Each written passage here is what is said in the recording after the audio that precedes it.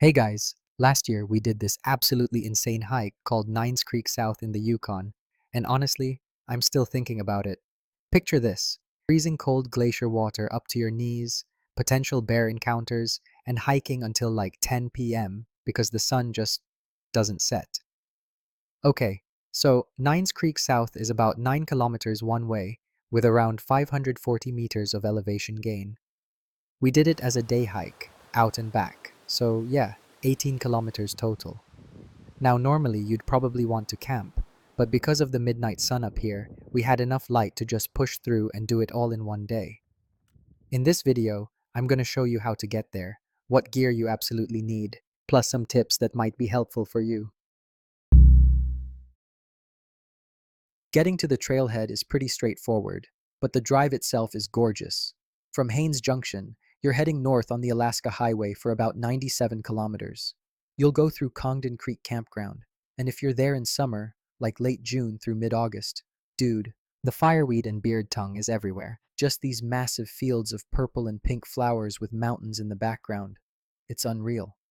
So about 9 kilometers past Congdon Creek, look for a gravel road on your left. You'll see a gravel pit.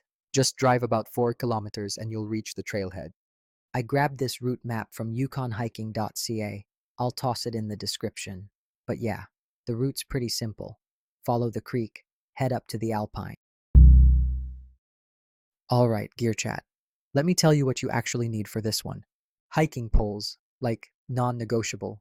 You're going to be crossing creeks a bunch, and you need these to test how deep the water is before you step. Bear spray. We're in a wildlife sanctuary, so yeah, bears are around. Actually, more on that later. Here's something random but important. Make sure your car has zero food smells, or put all your food in a bear canister. I'll explain why at the end, but let's just say we learned this lesson the hard way. Oh, and bring water shoes or sandals for creek crossings.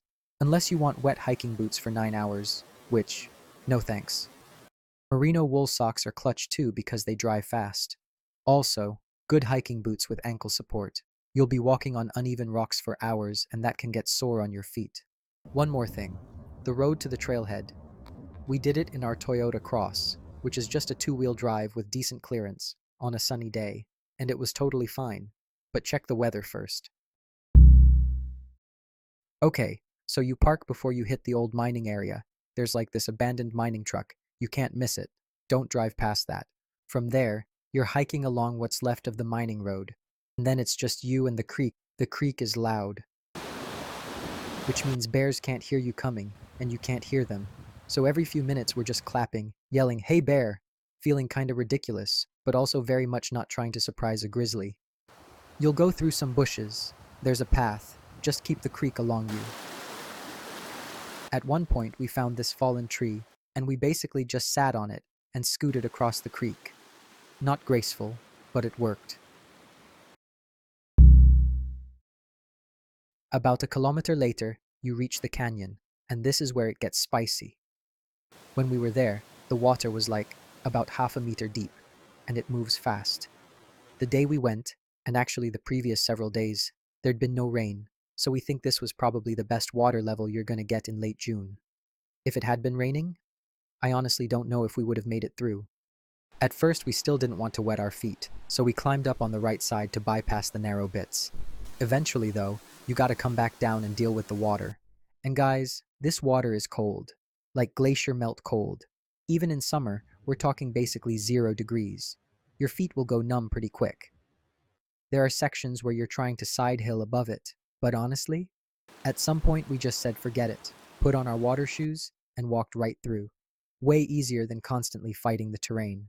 Once you're past the canyon, the creek opens up and you can hop rocks again. From the canyon, it's another 4 kilometers or so along the creek valley until it splits again. When you hit that split, you're turning right and walking maybe 500 meters before leaving the creek and pushing into the bushes. Not gonna lie, there's no real path here. You're just bushwhacking, aiming for this ridge up on the left. We didn't make it all the way to the Alpine Lakes because we were running out of time. But even where we stopped, the views were incredible.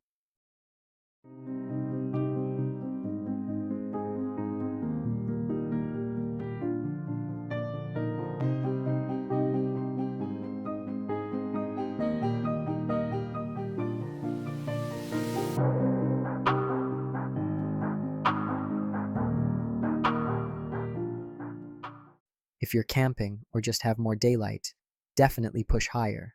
Those alpine lakes are supposed to be amazing. So the way back is the same route, but here's what was wild. We started seeing these animal prints in the sand. Fresh prints. Any guesses what they were? Comment below.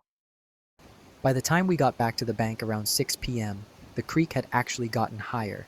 That glacial melt throughout the day really changes things. Some spots that were totally manageable in the morning were way faster and deeper on the way back. We had to be pretty careful finding safe places to cross. But in general, on a sunny day like we had, it's totally safe. All in all, the whole thing took us about 9 hours.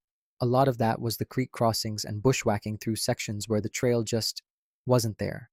And here's what's crazy. The entire trail, we didn't see another soul. Not one person. It was just us and the wilderness. Okay, so remember how I said, keep food away from your car? Here's why. We get back, we're exhausted, just ready to drive back, and we see prints. Out there, we're like, is that? Next day, we go to the visitor center and show the ranger. Yep, bear prints. A bear literally came and checked out our car while we were up there hiking. So when I say secure your food and get rid of any smells, yeah, not joking around. By the time we made it back to the Alaska highway, it was like 10 p.m., and the midnight sun was just painting everything gold. That Yukon light is something else, man. I put all the info you need in the description. Big shout out to yukonhiking.ca. Without them, I wouldn't have even known about this trail. If this was helpful, hit the like button, subscribe if you want more hidden trail videos, and share this with anyone who's heading to the Yukon. Alright, that's it from me. Get out there, stay safe, and I'll catch you in the next one.